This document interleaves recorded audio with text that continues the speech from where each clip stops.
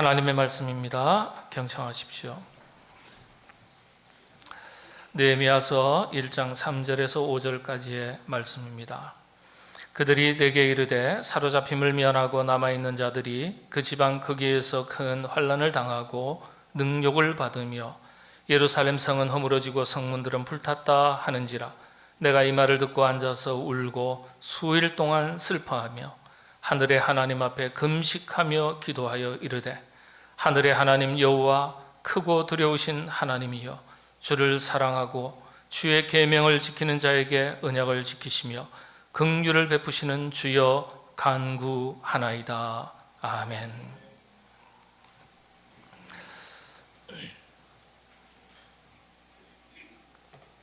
지난 며칠 지났습니다만 8월 15일은 광복 78주년이 되는 날이었습니다.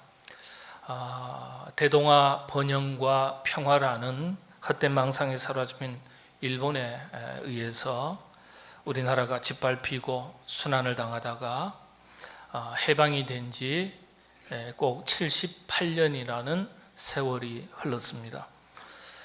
광복절 절기 즈음을 맞이해서 우리가 비록 평범한 국민의 한 사람에 불과하지만은 그리스도인으로서 나라를 바르게 세워나가는 일과 민족을 사랑하는 일에 있어서 그리스도인으로서 어떤 마음가짐으로 살아가야 하는지 오늘 성경 말씀을 기초로 해서 영적인 교훈을 살피도록 하겠습니다. 불과 200년 전까지만 해도 이 한반도 조선의 문화가 일본의 문화와 비교했을 때 여러 분야에서 앞서가던 시기였습니다. 조선실록을 보면 1624년 인조왕 2년 일본이 우리 조선 조정에 제발 부탁합니다. 통신사절단을 일본에 파송해 주십시오. 이렇게 요청했던 것이 기록되어 있습니다.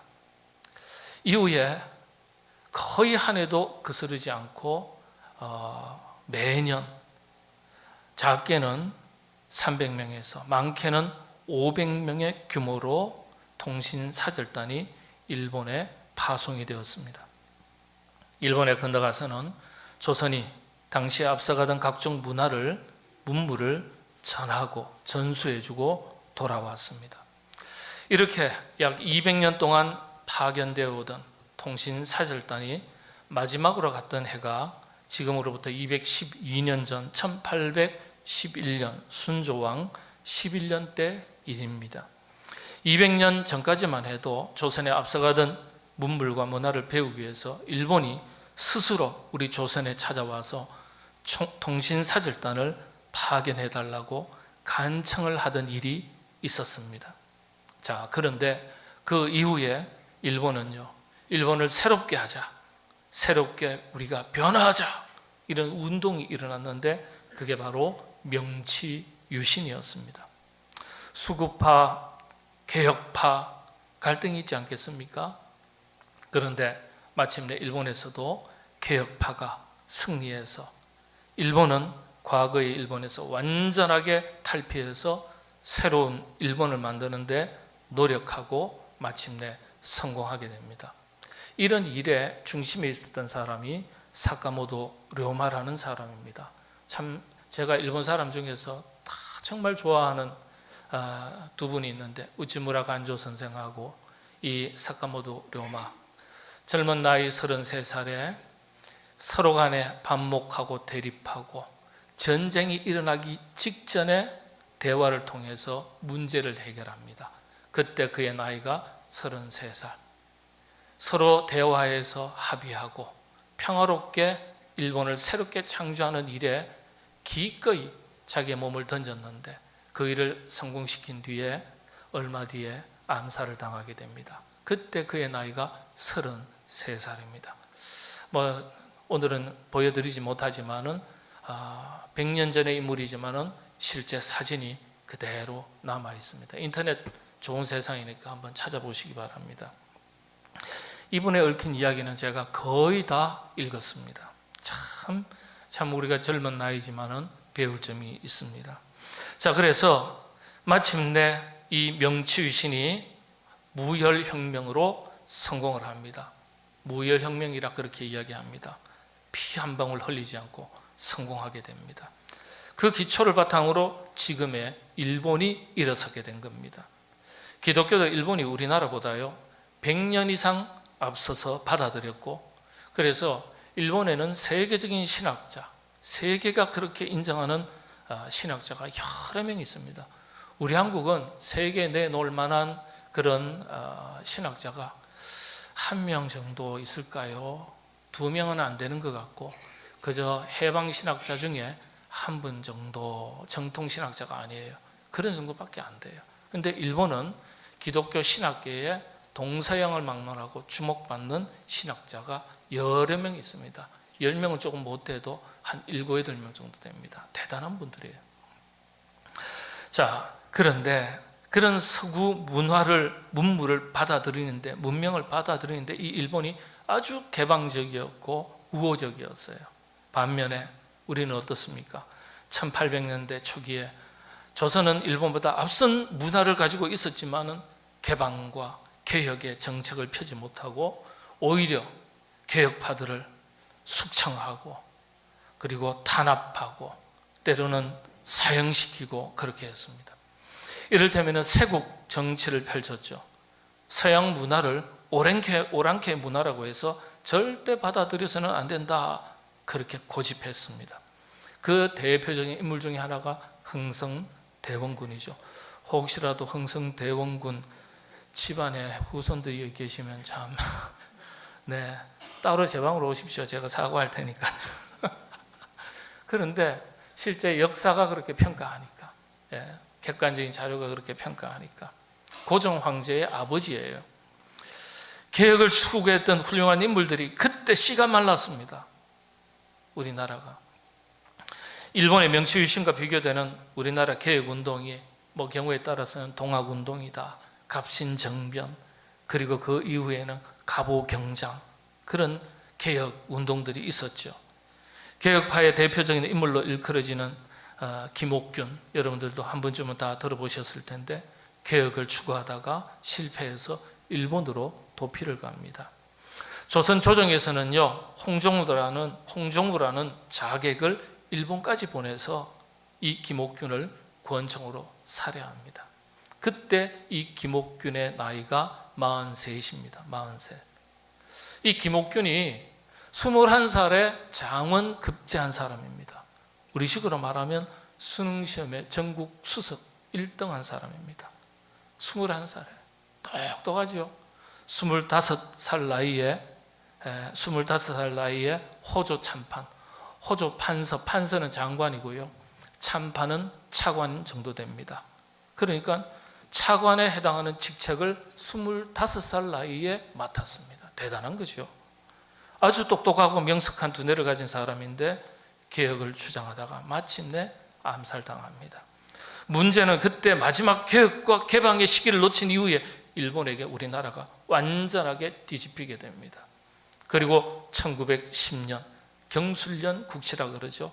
일본이 한국을 삼키게 됩니다. 한일 합방이 된 거죠. 완전하게 우리나라가 없어진 거예요. 그 이후로 우리는 지금까지 일본에 완전히 뒤처지고 해방은 됐지만은 일본은 명치유신을 성공해서 또 우리나라 6.25 전쟁 치르는 동안에 그 군수물자 군수기지 역할을 하면서 일어서게 됩니다. 그래서 세계에서 아주 주름 잡는 나라로 우뚝 서게 된 거죠. 지금은 참 다행스럽게 우리나라가 많이 따라잡았습니다. 많이 따라잡아서 우리나라도 GDP로는 세계 10위, 12위 오르락내리락 합니다. 대단한 거죠. 공식적으로 유엔에서 기구에서 우리나라는 선진국으로 분류가 됩니다. 참 그렇지만 아직까지 일본하고의 관계를 생각하면 참 우리가 역사적 분기점에, 전환점에 판단 한번 잘못하면 어떻게 되는가 교훈을 삼을 수 있어야 되죠. 시대의 변화를 따라가지 못하고 변화를 주도하지 못하고 스스로 새롭게 하지 못하면 한 개인이나 국가나 교회는 두말할 것 없고요, 다른 사람에게 끌려가는 신세가 됩니다. 오늘 우리 한국 교회가 가진 문제는요, 과거에는 세상의 변화를 이끌어오던 곳이었는데 이제는 세상은 변하는데 교회가 그 변화를 쫓아가지 못하고 끌려가는 신세가 됐다는 거예요. 참 안타까운 일이죠. 교회가 더욱더 새롭게 변화하고 또 자기를 개혁하고 일어서는 것이 어느 때보다도 필요한 때입니다. 교회가 새롭게 변화되어야 된다는 것은 우리 그리스도인 한 사람 한 사람이 변화되어야 된다 같은 의미입니다. 느헤미야서를 가리켜서 개혁의 교과서라고 그렇게 평가합니다. 개혁에 관해서 이야기할 때 성경에서 최고의 개혁의 교과서라고 알려진 성경이 바로 느헤미야서입니다. 특히 모든 개혁은 자기로부터의 개혁에서 시작되는 것을 분명하게 가르쳐주는 성경 말씀이 바로 느헤미야서입니다. 오늘 이 개혁 이야기 속에 신앙은 물론 나라 사랑과 민족 사랑의 영적인 교훈을 우리가 함께 살펴보도록 하겠습니다. 느헤미야에게서 찾아볼 수 있는 나라 사랑, 민족 사랑의 특징은 세 가지입니다. 첫째는 나라를 위해서 간절하게 기도하는 것으로부터 시작했다는 거예요. 나라와 민족 사랑이 어디에서부터 출발해야 된다고요? 적어도 그리스도인의 관점에서, 기준에서 볼 때는 나라와 민족을 위해서 기도해야 된다는 거예요. 네. 느헤미야는 조국과 민족을 위해서 항상 기도하는 사람이었습니다. 여러분, 기도가 어떤 겁니까? 마음이 없으면 못하는 게 기도예요. 기도. 여러분, 기도할 때 여러분의 기도의 내용이 주로 무엇으로 채워져 있습니까?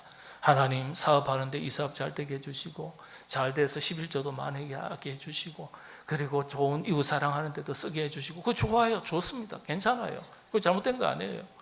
열심히 땀 흘리고 수고할 때 열매를 거두게 해주시고, 이거 잘 감당하려면 건강 지켜주시고, 마누라가 바가지 안 긁게 해주시고, 자식들이 걸림돌이 되지 않고 장애물이 되지 않도록 자식도 잘 되게 해주시고, 이거 다 필요한 기도예요. 그렇죠? 다 기도예요. 근데 여러분, 다 이 내용들을 가만히 보면 기도의 그 내용과 대상이 중요한 게 아니라 그보다 더 중요한 게 있어요. 마음이에요. 마음을 어디에 두느냐에 따라서 우리의 기도가 따라가는 거예요. 그렇죠? 여러분, 자녀에게 마음이 있기 때문에 자녀를 위해서 기도하는 거예요. 그렇죠?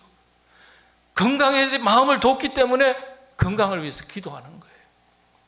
기도는 마음을 어디에 두었냐, 이 문제예요. 이 문제. 마음이 없으면 기도가 안 따라가는 겁니다. 나라와 민족에 마음을 두지 못하면, 마음이 없으면 나라와 민족에 대해서 기도하지 않아요. 여러분, 교회도 그렇습니다. 그리스도의 몸된 교회에 여러분들이 지체라고 말씀 드리지만은 여러분들이 이 교회의 마음이었으면 교회를 위해서 기도하지 않아요. 나 자신을 위해서 기도할지언정, 자식을 위해서 기도할지언정, 내 삶의 터전을 위해서 기도할지언정 간절하게 기도가 안 나와요. 간절하게 기도한다는 게 무슨 뜻입니까? 마음이 어디 있냐, 이 문제예요. 마음이 어디 있냐.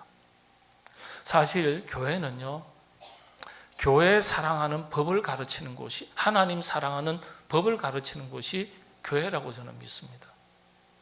근데 하나님 사랑하는 마음이 뿌리 내리지 못하고 자라가지 못하는데, 모입시다, 봉사하세요, 헌신하세요, 전도하세요, 선교하세요, 헌금하세요. 그러면요, 실족해버려요. 시험 들어요. 떠나버려요. 마음이 없는데, 사랑의 마음이 깊이와 뿌리가 없는데, 그러니까 교회는 하나님 말씀을 가르치면서 하나님 사랑하는 법을 가르치는 곳이에요. 그러면 나머지는 다 따라오는 거거든요. 그런데 잘못하면은, 뭐 그냥 이거 하세요, 저거 하세요. 그러다 보면은 아주 시험 들어요, 시험 들어. 그러니까 하나님을 덜 사랑할 때 우리 신앙생활에 문제가 생기고 별것 아닌 것 같은데 실족합니다. 이왕이면 여러분들 하나님을 더 많이 사랑하시고, 그 사랑으로 교회 사랑하시고, 그리고 이웃 사랑하시고, 나라와 민족을 사랑하시게 되기를 바랍니다. 그래서 그리스도인들은요, 작은 자기의 울타리를 넘어서 보다 더 큰 자기로 나가야 되는 거예요. 그게 이웃을 향한 거고, 교회를 향한 거고, 교회 공동체를 향한 거고, 나라와 민족을 향한 것입니다. 자, 그래서 나라와 민족 사랑, 나라 사랑, 민족 사랑의 그 출발점이 무엇인지를 느헤미야서는 정확하게 가르쳐주고 있어요. 바로 나라와 민족을 위해서 간절하게 기도하는 것부터 시작하는 것, 이걸 느헤미야서가 우리에게 가르쳐주고 있습니다. 두 번째는요, 강조하는 것이 성벽 재건 운동입니다. 건축하는 얘기인가요? 건물 다시 무너진 거 세우는 얘기인가요? 아니요. 성벽 재건 운동, 이건 영성 회복, 신앙 회복을 의미하는 겁니다. 모든 개혁의 기초가 신앙 개혁으로부터 출발합니다. 모든 개혁에, 특히 교회, 그리스도인 입장에서 이 신앙 개혁이라는 게 의식 개혁, 정신 개혁을 포함하는 거죠. 형식과 절차, 그 제도의 개혁보다 더 중요한 것이 의식 개혁이에요. 의식 개혁, 정신 개혁, 이걸 포함하는 게 신앙 개혁이죠. 무너진 나라와 민족 공동체를 회복시켜 나가는 데 있어서 느헤미야는 신앙을 새롭게 하는 것에서부터 출발합니다. 나라 사랑, 민족 사랑의 출발이 자기 자신을 새롭게 하는 것에서부터 그 힘이 뻗어나가서 자기를 새롭게 하고 그 힘이 뻗어나가서 나라와 민족을 새롭게 하는 거예요. 그게 나라와 민족을 사랑하는 출발점이 되는 것이죠. 그 다음 세 번째가 철저한 자기관리, 철저한 자기관리. 그리스도인답게 사는 것. 그렇죠? 그리스도인답게. 네. 느헤미야는요, 이전 총독과는 달리 자기관리에 참 성공한 사람입니다. 부정부패, 각종 이권, 자기 자신이 벌써 비료에 연루되지 않고 깨끗해요. 지도자의 훌륭한 덕목이죠. 그렇게 자기 관리를 철저하게 했습니다. 느헤미야서 1장 가서 쭉 읽어보면요, 얼마나 참 자기가 깨끗하게 자기 자신을 관리하는지 몰라요. 그뿐만 아니에요. 가족들도 자식들도 철저하게 관리합니다. 우리 모두 느헤미야처럼 자기를 개혁하는 일에, 자기를 철저하게 관리하는 일에 여러분 성공하시게 되기를 바랍니다. 세상을 바꾸기 전에, 교회를 바꾸기 전에, 가정을 바꾸기 전에, 자기를 바꾸기 전에, 자기를 바꾸는, 자기를 개혁하는 일에, 자기를 변화시켜 나가는 일에 먼저 성공할 수 있어야 됩니다. 이것이 곧 나라 사랑, 민족 사랑한 일에 있어서 기초가 되는 거죠. 성경은 처음부터 자기가 발을 딛고 살아가는 나라와 민족을 사랑하는 법을 그렇게 가르쳐 왔습니다. 오늘은 느헤미야서에서 말씀드린 대로 이 개혁 운동을 살피면서 나라 사랑, 민족 사랑이 어떻게 나타나고 있는지를 살펴보도록 하겠습니다. 첫 번째가 뭐라고 했습니까? 나라와 민족을 위해서 간절하게 기도하는 것. 이게 나라 사랑, 민족 사랑의 출발점이에요. 느헤미야 이야기를 시작을 보면요, 느헤미야가 자기 나라와 민족을 얼마나 사랑했는지 느헤미야서의 시작이 그렇게 시작됩니다. 그래서 교인이나 교회는요, 나라 사랑하는 일에 두 번째가 하면 서러워야 돼요. 서러워야 돼요. 그런데 우리나라는 나라 사랑하는, 민족 사랑하는 법을 어릴 때부터 잘 안 가르쳐요. 특히 요즘 시대가 그렇습니다. 자기 중심 시대, 개인주의. 그 나라, 자기 나라 국민이 자기 나라를 사랑 안 하면 누가 사랑합니까? 예를 들어서 교회가, 우리 성도님들이 우리 교회를 사랑하지 않으면 누가 사랑해 줍니까? 나라가 사랑해 줍니까? 불신자들이 우리 교회를 사랑해 줍니까? 천만의 말씀이요. 지체는 자기 몸을 사랑해야 돼요. 여러분 지체 아닙니까? 그렇죠? 여러분 어떤 분은 손이고, 어떤 분은 발이고, 어떤 분은 귀가 되고, 어떤 분은 눈이 되고, 코가 되고, 다 함께 모여서 그리스도의 몸된 교회를 이루는 거예요. 지체는 자기 몸을 아끼고 사랑해야 돼요. 유대인들의 자녀 교육의 핵심 중에 첫 번째가 신앙 교육입니다. 하나님에 대한 교육이죠. 그 다음이 자기 나라와 민족에 대한 애국심 교육이 두 번째입니다. 지금도 이스라엘 나라는 그렇게 가르칩니다. 자, 하루는 이 느헤미야가 조국 땅 예루살렘에서 들려오는 가슴 아픈 소식 하나를 듣게 됩니다. 그게 바로 1장 3절입니다. 어떤 소식입니까? 우리 한 목소리를 한번 같이 읽겠습니다. 시작합니다. 그들이 내게 이르되 사로잡힘을 면하고 남아있는 자들이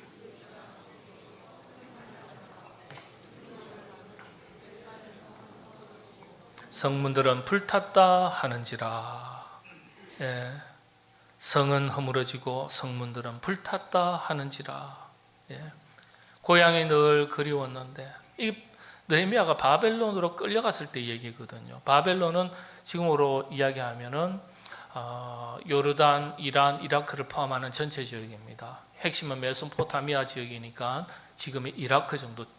핵심은 느부갓네살 왕궁이 발견되어 있는데요. 제가 다녀왔습니다. 이라크 전쟁 끝무렵에 갔다 왔는데 아주 총소리 나고, 저희도 총기 난사당하고 알리바바한테 총기 난사당하고 옆구리 총 딱 갖다 대는데 뭐 정신 하나도 없더라고요. 근데 느부갓네살 지하궁전이 발견됐는데 지금 발굴 다 해놨습니다. 제가 미국인 장교가 가이드를 해줘서 잘 둘러봤습니다. 우리가 볼런티어로 갔거든요. 의사, 간호사들 13명 데리고 제가 다녀왔습니다. 자, 그런데 거기 끌려가 있는데 거기서 승승장구를 한 거예요. 70년 바벨론 포로 생활을 하는 동안에. 세대를 넘었죠. 한 세대, 두 세대, 세 세대 정도 되겠죠. 자, 그런데 이 느헤미야에게 그런 소식이 들려오는 거예요. 비극적인 고향 땅 소식이에요.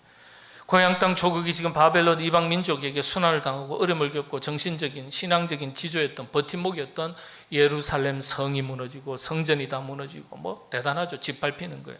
그렇게 나라가 어려우니까 백성들의 삶이라는 건 두말할 필요가 없겠죠. 다 흩어지고 사로잡히고 능욕을 받고 환난을 당하고. 이런 비극적인 소식을 이 느헤미야가 듣게 됐는데, 들었을 때 처음에 어떤 생각을 했을까? 우리가 한번 생각해 볼 수 있습니다. 안타깝다, 이런 생각도 들 수 있겠지만은 이런 생각도 들지 않겠어요? 하나님 감사합니다. 그렇게 수많은 사람들이 잡혀가고 고통받고 가족이 뿔뿔이 흩어지고 생업의 현장이 무너지고 굶주리고 죽어가는데, 그런 가운데서도 보잘것없는 저를 이곳에서나마 이방 땅이지만은 자리 잡게 하시고 성공하게 하시고 우리 가족들 오손도손 잘 행복하게 살게 해주시고 감사합니다. 이국 땅에서나마 이렇게 좋은 자리에 오를 수 있도록 인도하셨으니 감사합니다. 그러고 나서는 언젠가 우리 조국도 해방시켜 주옵소서, 회복시켜 주시옵소서, 이렇게 기도할 수 있겠죠. 우리도 그렇게 기도할 수 있는 거예요. 현실적으로 생각할 때 우리 경제가 어려운데 하나님 이 어려운 경제 속에서도 우리 가정 지켜주셔서 생업의 터전을 지켜주셔서 감사합니다.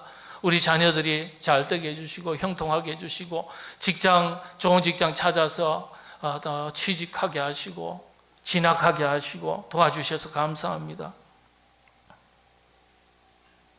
그렇게 기도할 수 있어요. 그런데 느헤미야는 그렇게 기도하지 않았습니다. 제일 먼저 했던 일, 이게 아주 신앙인의 바른 원칙을, 나라 사랑, 민족 사랑의 바른 원칙을 가르쳐 주는 거예요. 그게 4절 이하입니다. 4절 이하. 개인의 감사가 앞서는 것이 아니라 조국과 민족의 고통이 먼저 앞서는 거예요. 물론 하나님 앞에 감사할 제목들이 많겠죠. 그런데 그걸 앞세우는 것이 아니라 고통받는 조국의 현실, 나라와 민족이 안고 있는 눈물들, 이걸 위해서 먼저 기도하는 거예요. 먼저 기도하는 거예요. 그게 4절인데 4절 한번 같이 읽겠습니다. 시작합니다. 내가 이 말을 듣고 앉아서 울고 수일 동안 슬퍼하며 하늘의 하나님 앞에 금식하며 기도하여 여러분, 우리가 가진 것이, 그리고 누린 것이, 잘 되는 것이, 건강한 것이 감사의 조건이 될 경우가 있지만은 부끄러움이 될 경우도 있는 거예요. 많은 사람들이 고통 가운데 있는데 나 하나 잘 된 것으로 인하여 그걸 감사하다고 말하는 것 자체가 부끄러운 것이 될 수 있다는 거예요. 우리 교회가, 교회 공동체가 또 그리스도인으로서 한 사람 한 사람 우리 자신이 이 시대의 느헤미야가 되어서, 오늘의 느헤미야가 되어서 나라를 위해서 기도하는 것부터 시작해서 자기 인생, 자기 한 몸 사는 것에 작은 자기에 얽매이지 말고 더불어 살아가는 공동체, 행복한 세상 만드는 것을 생각해서 우리가 그리스도인으로서 비록 작은 개인이지만 내가 할 수 있는 게 뭘까? 우리 교회가 할 수 있는 게 뭘까? 우리가 그렇게 고민해야 되겠죠. 우리가 다 작은 자기를 넘어서서 이런 것들을 생각하고 고민하고, 그리고 이웃을 향해서, 나라와 민족을 향해서, 우리 교회를 향해서 그 사랑을 어떻게 실천할 것인가, 이런 고민하고 그 실천을 할 수 있어야 그게 우리의 신앙이 나라와 민족을 사랑하는 신앙으로 이어질 수 있는 거예요. 이어질 수 있는 거예요. 네. 여러분, 이웃을 사랑하는 게 나라 사랑, 민족 사랑하고 이어지는 거예요. 일제시대 때 나라를 구하고 고통받는 민초들을 구하기 위해서 자기 자신이 가진 것을 다 내놓고 몸을 던지고 생명을 던진 수많은 사람들 중에 여러분 상당수가 크리스찬이었습니다. 3.1절 운동 일어날 때 그해 우리 한반도, 남북한 다 합쳐서 크리스찬이 30만 명밖에 안 됐어요. 그런데 거의 다 크리스찬이었어요. 뭐 도산 안창호 선생부터 해서 안중근, 뭐 이봉창, 남강 이성훈 선생, 남강 이성훈 선생은 미국 제가 있던 부목사 시절에 교회에서 그때 연세 많으신 할아버지가 오시더니 제가 남강 선생의 직계 후손입니다. 설교를 했는데 오시더니 제가 남강 선생 후손입니다. 독립운동한다고 그 아버지하고 다 해가지고 미국으로 일찌감치 건너와가지고 거기에서 대를 이어서 사는 거예요. 특별한 대화를 나눴습니다. 예? 우리가 그런 신앙의 유산이 있는 거예요. 여러분, 애국심이라는 게 어떻게 표현됩니까? 이웃을 사랑하라는 말씀이 그 기초가 있는 거예요. 이웃을 사랑하라는 말씀이 확대되면 자기 나라와 민족 사랑으로 확대되는 것이죠. 예? 교회 사랑은 두말할 필요가 없죠. 자기 지체니까, 자기 몸이니까, 지체로서 자기 몸이니까. 그런데 자기 나라와 자기 민족이라는 틀 속에만 갇히면 그건 민족주의, 국수주의에 빠지는 거니까 그건 조금 잘못된 방향으로 나가는 거죠. 성경의 가르침하고는 다른 방향으로 나가는 것이 되겠죠. 이웃 사랑은 그래서 작게는 자기 이웃, 더 나아가서는 자기 나라, 자기 민족, 더 나아가서는 세계, 열방, 모든 민족이죠. 그래서 이웃 사랑이라는 것은 결국 사람 사랑하는 것을 말하는 겁니다. 사람 사랑하는 것, 영혼 사랑하는 것. 모든 민족 출발은 이웃 사랑, 나라 사랑, 민족 사랑에서부터 시작되어야 되겠죠. 일제시대 우리 믿음의 선조가 나라와 민족을 사랑하되 목숨을 버리면서까지 실천했기 때문에 오늘 우리가 있는 것이고 우리 교회가 있는 것이고 이 나라 이 민족이 있는 거예요. 일본은 그래서요, 일제시대 때 철저한 신앙생활이 이 나라 사랑, 민족 사랑으로 우리 그리스도인들이 이어지니까 그래서 교회와 그리스도인들을 극심하게 핍박한 거예요. 극심하게. 저 놔뒀다가는 전부 다 목숨 걸고 나라 민족 사랑한다고 테러하고 그냥 독립운동, 만세운동 벌이고 그럴 거니까 이 교회하고 그리스도인들은 전부 다 가두고 핍박하고 죽이고 고문하고 그래야 되는 거예요. 숫자는 작지만 힘이 너무 강력하니까. 그런데 우리 한국교회 오늘날 우리 그리스도인들이 그 힘을 많이 잃어버렸다는 거예요. 많이 잃어버렸다. 안타까운 일이죠. 자, 두 번째가 성벽 재건이라 그랬죠. 성벽 재건. 이 두 번째가 뭐라고요? 신앙 회복이라고 말씀드렸습니다. 자, 느헤미야서 2장 17절 말씀 같이 한번 읽겠습니다. 2장 17절입니다. 시작합니다. 우리가 당한 공경은 너희가 보고 있는 바라. 예루살렘이 황폐하고 성문이 불탔으니 자, 예루살렘 성을 건축하여 다시 수치를 당하지 말자 하고. 자, 느헤미야가 고향으로 돌아와서 제일 먼저 한 게요, 예루살렘 성, 무너진 성벽을 제일 먼저 다시 재건합니다. 이걸 가리켜 신앙 회복, 하나님 중심으로 살겠다는 자기 결단, 신앙 회복 운동이라고 평가합니다. 모든 종교 개혁 그리고 기독교 교회 개혁의 초점은 순수한 신앙 회복에서 시작되는 겁니다. 하나님 중심, 말씀 중심으로 살겠다는 신앙의 원칙을 따라서 살겠다는 자기 결단, 이게 개혁이에요. 어려울수록 원칙을 지키기가 어렵습니다. 사실 그렇지 않습니까? 느헤미야가 고향으로 돌아와서 보니까요, 할 일이 얼마나 많겠습니까? 병든 백성도 있고 굶주린 백성도 있고 헐벗은 백성도 있고 재산 빼앗기고 가족은 뿔뿔이 흩어져 있고 사로잡혀가서 노예로 팔리고. 네? 지금 북한이 그렇지 않습니까? 고난의 행군 시기에 300만 명, 외국에서는 300만 명 그러더라고요. 300만 명이 죽었습니다. 최근에 지금 아주 기아 문제로 해서 지금 막 굶주려서 죽는 사람이 지금 속출한다 그래요. 전년도에 비해서 2배, 3배로 늘어났다 그래요. 네. 얼마나 정치범에 수용된 사람들이 많습니까? 수십만 명인데. 그런 거와 똑같은 거예요. 재산 빼앗기고 가족 뿔뿔이 흩어지고 그런 상황에서 할 일이 정말 많은데 제일 먼저 한 게 엉뚱하게, 다른 사람의 눈에 볼 때는 엉뚱하게 성벽 재건하는 것부터 시작한 거예요. 쓸데없는 일 아니냐. 지금 밥 먹고 살아가는 것도 힘든데 무너진 집을 다시 세우는 것도 어려운데 뭔 성벽이냐, 그렇게 말할 수 있습니다. 근데 세상이 어려울수록 하나님 중심으로 살겠다는 자기 결단이 분명해요. 그렇지 않으면 어려우니까 상황 따라, 사람 따라, 환경 따라, 어떤 삶의 조건 따라 이리저리 흔들리고 원칙 없이 살기가 참 쉬운 겁니다. 건강한 교회, 건강한 신앙은요, 나라를 튼튼하게 세워나가는 데 있어서 큰 역할을 감당하는 것이라 하겠습니다. 그런데 교회가 건강하다는 것은 믿음의 원칙으로 살아가겠다라는 믿음의 사람들이 있어야 교회가 건강한 거예요. 그래야 힘이 생기는 거예요. 그래야 그리스도인들이 건강한 신앙을 가지고 산다는 것 자체가 그 사회를 건강하게 지켜나가는 힘이 되는 겁니다. 그래서 그리스도인들이 자기 자신의 신앙을 바르게 회복시켜 나가고 바르게 잘 지켜 나간다는 것 자체가 나라 사랑, 민족 사랑과 이어져 있습니다. 이런 사랑이 있어야, 교회 사랑이 깊어가야 교회도 힘이 있는 거예요. 교회가 병들고 교인들이 병들면 그 사회가 무너질 때 지켜낼 수 있는 힘이 없으니까 같이 그래서 무너지는 것이죠. 일제시대 그렇게 핍박과 순환이 많아서도 30만 명밖에 안 되는 많은 교회와 성도들이 신앙을 철저하게 지키고 조국 독립을 위해서 기꺼이 목숨을 바치고 독립운동을 했던 것이 바로 영적인 힘이 있었기 때문에 그게 가능한 거예요. 그 신앙이 나라 사랑, 민족 사랑으로 이어지는 힘이 된 거죠.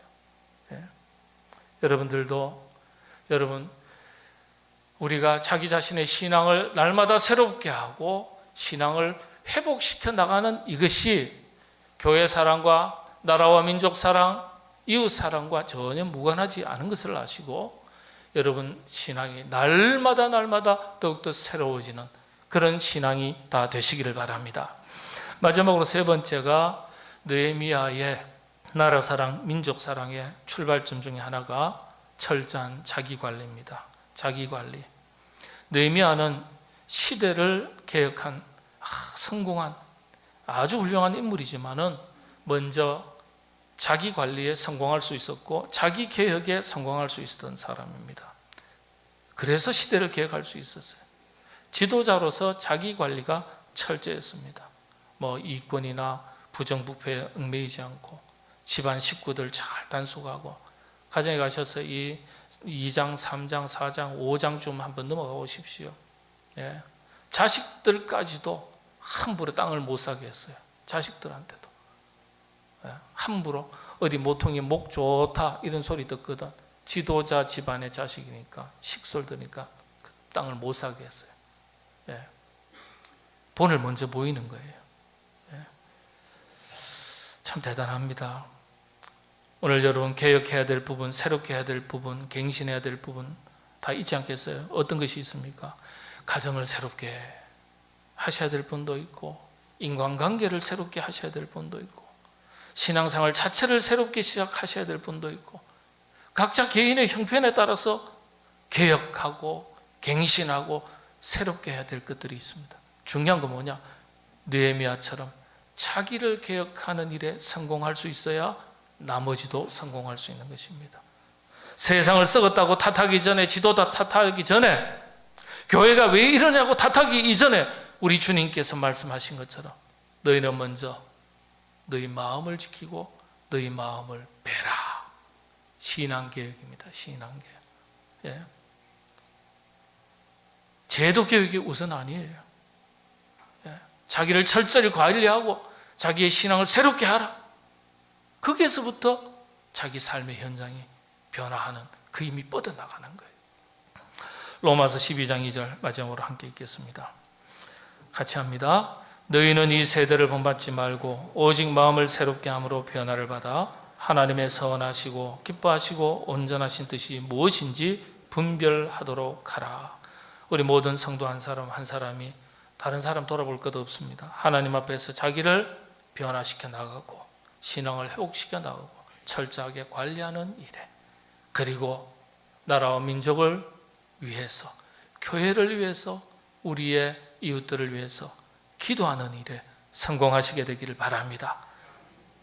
그렇게 해서 그 힘이 나라 사랑, 민족 사랑, 사람 사랑으로 이어져서 복음의 사명을 힘있게 감당하는 일에 우리 모두, 저 여러분, 우리 모두, 우리 교회가 앞으로 더욱더 귀하게 쓰임받도록 하나님께서 큰 은혜 더해 주시기를 바랍니다. 기도하겠습니다. 날마다 우리를 새롭게 하시는 하나님, 우리 자신을 새롭게 하는 일에 성령님께서 도와주시기를 기도드립니다. 작은 일에 얽매여 이 세대를 쫓아 살아가는 인생이 되지 않게 하시고, 날마다 우리의 심령이 새롭게 되고 변화를 받아 하나님의 선하시고 기뻐하시는 뜻을 따라서 사명 감당하는 자 되게 하여 주옵소서. 이 나라 이 민족을 여기까지 지켜주시고 인도하여 주신 것 감사합니다. 우리 믿는 자 모든 주의 권속들이 나라 사랑, 민족 사랑, 교회 사랑 온 힘을 다하여 감당하여서 더욱더 부강한 나라, 하나님께서 열방을 향해 수많은 영혼들을 살려내는 일에 이 나라 이 민족을 선교의 중심되는 나라와 민족으로 사용해 주실 때 우리 모두가 쓰임받을 수 있도록 인도하여 주시옵소서. 예수님의 이름으로 기도하옵나이다. 아멘.